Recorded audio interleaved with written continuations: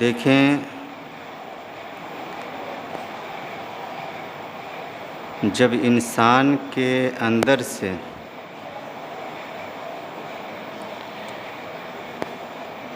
اللہ کا خوف نکل جاتا ہے اور حکومت وقت کا بھی کچھ اندیشہ نہیں رہتا، تو وہ انسان بے لگام ہو جایا کرتا ہے۔ جب اس کے اندر سے اللہ کا خوف نکل جائے اور حکومت وقت کا بھی کچھ خطرہ نہ رہے، تو وہ انسان بے لگام ہو جایا کرتا ہے۔ پھر وہ بڑا سے بڑا ظلم ڈھانے کو بھی تیار ہو جایا کرتا ہے۔ یہی کیفیت تھی کربلا کے میدان میں یزیدیوں کی، کہ ان کے سینوں سے خوف الہی تو ختم ہو ہی چکا تھا، لیکن حکومت وقت کا بھی کوئی اندیشہ نہیں تھا، کوئی خوف نہیں تھا، کچھ بھی نہیں تھا، اس لیے کہ وہ حکومت وقت کی جانب سے ہی کربلا کے میدان میں خون حسین کو بہانے کے لیے گئے تھے۔ اس لیے وہ بے خوف و خطر ہو کر نواسۂ مصطفیٰ ہاشمی نوجوانوں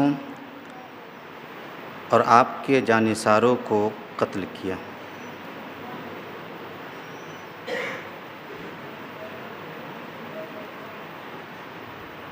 10ویں محرم کو کربلا کا یہ واقعہ پیش آیا۔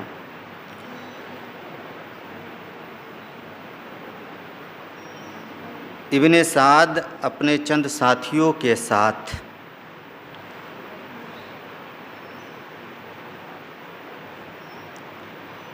گیارہ کو کربلا سے واپس ہوا، اس لیے کہ شام ہو گئی تھی اور جو ان کے لوگ قتل کیے گئے تھے انہیں بھی دفنانا تھا،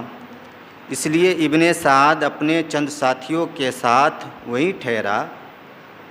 کربلا کے میدان میں ہی ٹھہرا، اور اپنے ساتھیوں کو دفن کرنے کے بعد پھر وہ لوٹا، لیکن حضرت امام حسین اور آپ کے ساتھیوں کو انہوں نے دفن نہیں کیا۔ قبیلہ بنی اسد کے لوگ جو قریب کے گاؤں میں ہی رہا کرتے تھے، ابن سعد کے جانے کے بعد یہ لوگ آئے اور پھر یہ لوگ حضرت امام حسین اور ان کے جملہ ساتھیوں کو دفن کیا، لیکن سبھوں کا سر ابن زیاد کے دربار میں رات میں ہی پہنچ گیا تھا۔ صبح ہوئی، حضرت امام حسین کے سر کو ایک تشت میں کر کے ابن زیاد کے دربار میں پیش کیا گیا۔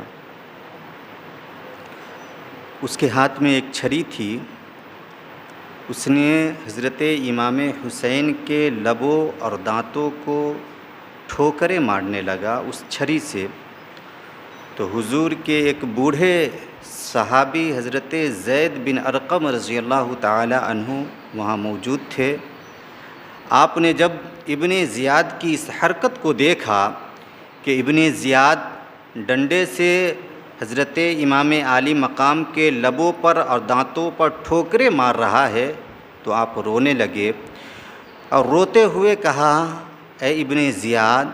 میں خدا کی قسم کھا کر کہتا ہوں کہ میں نے اپنی آنکھوں سے دیکھا ہے کہ حضور اپنے اس نواسے کے ان لبوں کو بھی چوما کرتے تھے اور ان دانتوں کو بھی چوما کرتے تھے، لہٰذا اے ابن زیاد تو اپنی چھری یہاں سے ہٹا لے۔ لیکن وہ بدبخت یہ کہتا ہے کہ اگر تو بوڑھا نہ ہوتا تو میں تیری بھی گردن مار دیتا۔ حضرت زید بن ارقم رضی اللہ تعالی عنہ روتے ہوئے وہاں سے اٹھتے ہیں اور یہ کہتے ہیں کہ غلام نے غلام کو حاکم بنا دیا ہے، اسی لیے یہ اچھوں کو ذبح کر رہا ہے اور بروں کو اپنا غلام بنا رہا ہے، بروں کو اپنا غلام بنا رہا ہے۔ اس کے بعد حضرت امام علی مقام کے سر کو کوفہ کی گلیوں میں بازاروں میں گھمایا گیا، اور اس کے بعد پھر آپ کے گھر کے لوگ جو قیدی بنائے گئے تھے اسے قیدی بنا کر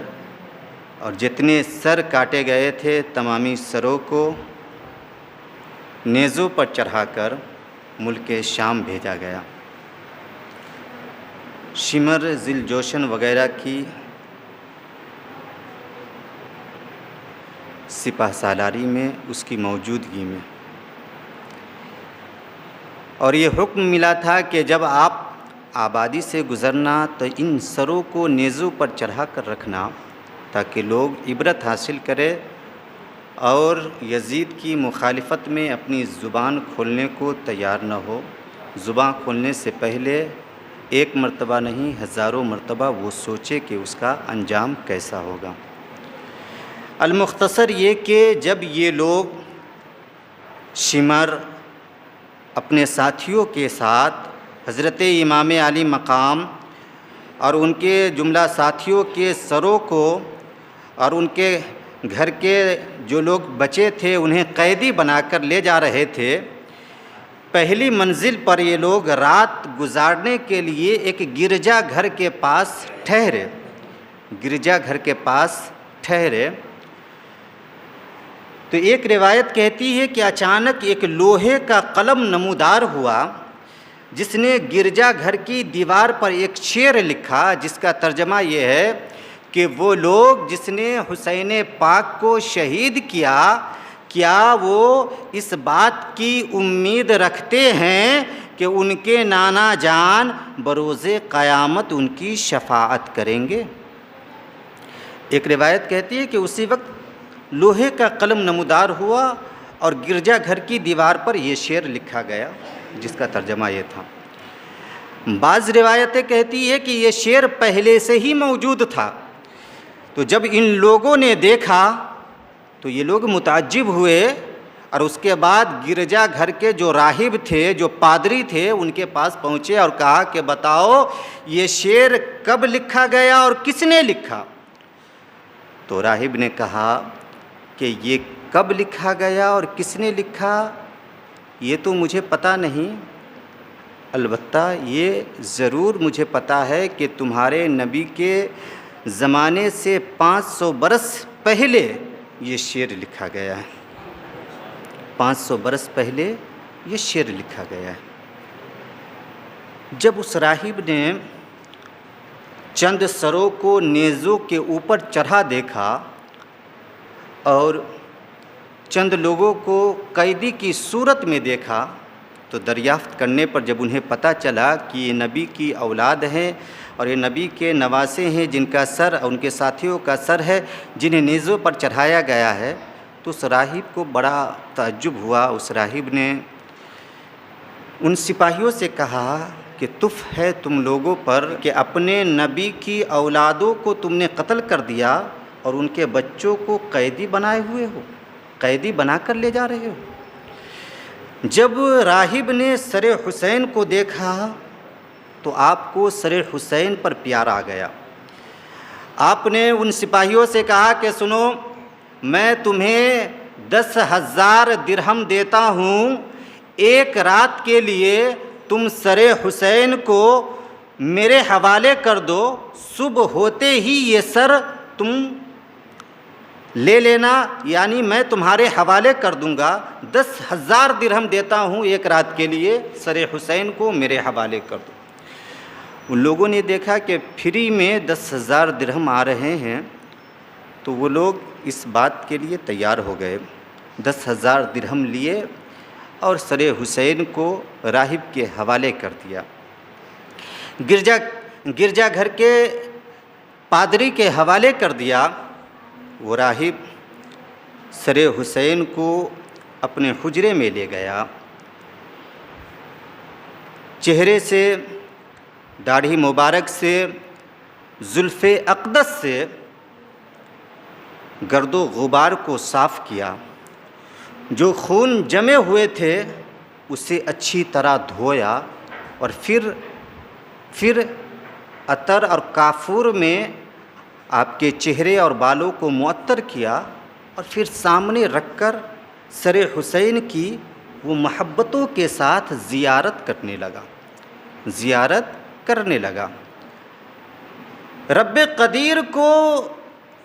راہب کے دیکھنے کا یہ انداز بہت پسند آ گیا۔ اللہ رب العزت نے اس کے لیے رحمت کے دروازے کھول دیے۔ راہب سر حسین کو دیکھتے دیکھتے جب اپنے سر کو آسماں کی طرف اٹھاتا ہے تو دیکھتا کیا ہے کہ میرے حجرے کی چھت ہٹی ہوئی ہے، اور سر حسین سے لے کر آسمان تک نور ہی نور دکھائی دے رہا ہے۔ سبحان اللہ۔ سر حسین سے لے کر آسمان تک نور ہی نور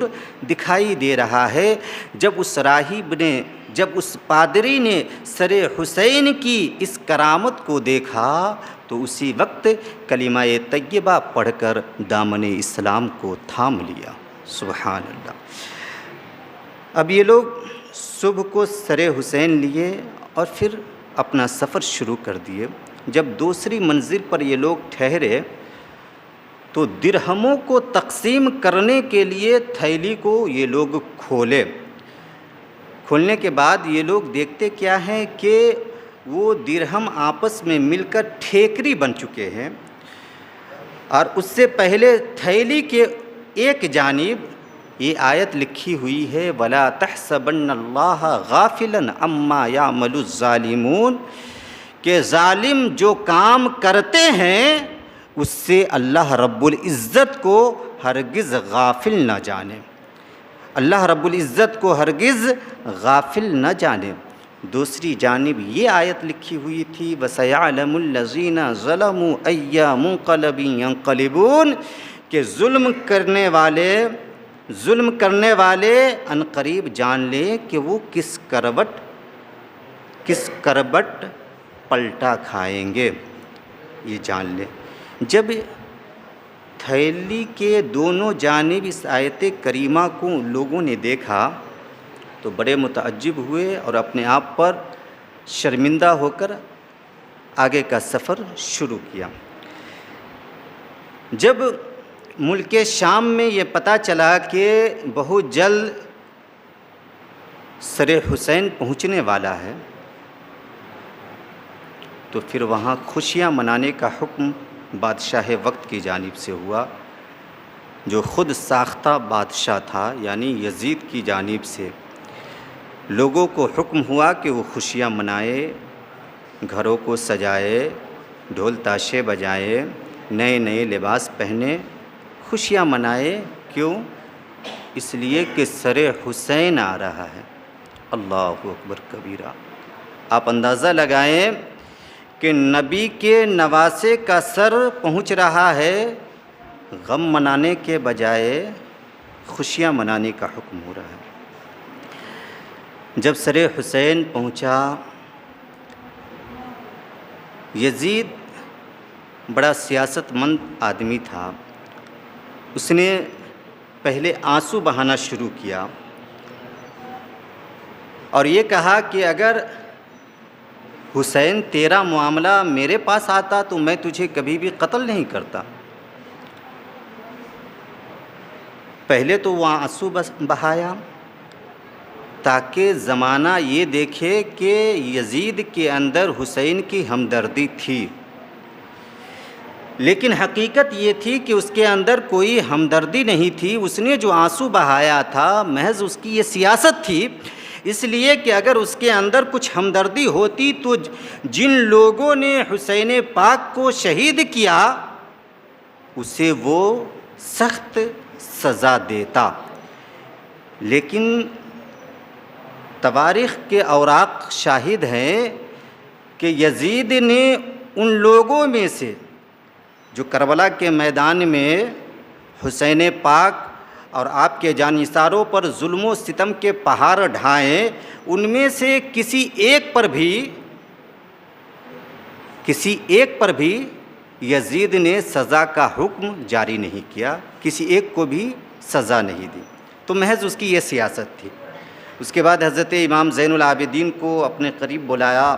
اور کہا کہ چلیے اب جو رب کی مرضی تھی وہ ہوا، لیکن اب یہاں سے آپ مجھے خط وغیرہ لکھتے رہیے گا، جو کمی بیشی ہوتی رہے گی ہم اسے پوری کرتے رہیں گے۔ پھر لٹے ہوئے قافلے کو وہ نعمان بن بشیر جو کوفہ کے حاکم تھے، حضرت امام مسلم بن عقیل جب آئے تھے وہاں تو وہی حضرت نعمان بن بشیر ہی حاکم تھے وہاں کے۔ نعمان بن بشیر کو کہا گیا کہ آپ اس چھوٹے سے قافلے کو مدینہ شریف ادب و احترام کے ساتھ پہنچائیں۔ چونکہ حضرت نعمان بن بشیر یہ محب اہل بیت رسالت تھے، 30 آدمیوں کا دستہ لے کر اس چھوٹے سے قافلے کو مدینہ شریف لے کر آئے۔ مدینہ شریف میں پہلے ہی پتہ چل چکا تھا کہ کربلا کے میدان میں حضرت امام حسین ان کے جملہ جانثار شہید کر دیے گئے ہیں، یہ خبر پہلے ہی آ چکی تھی۔ جب اسے یہ پتہ چلا کہ لٹا ہوا قافلہ واپس آ رہا ہے تو مدینہ کے جملہ لوگ شہر سے باہر نکل گئے اور پھر لوگ زار و قطار رونے لگے۔ یہ لٹا ہوا قافلہ سب سے پہلے حضور کے روضہ اطہر پہ پہنچا، وہ حضرت امام زین العابدین رضی اللہ تعالی عنہ جو ابھی تک صبر کے دامن کو مضبوطی سے تھامے ہوئے تھے، جب آپ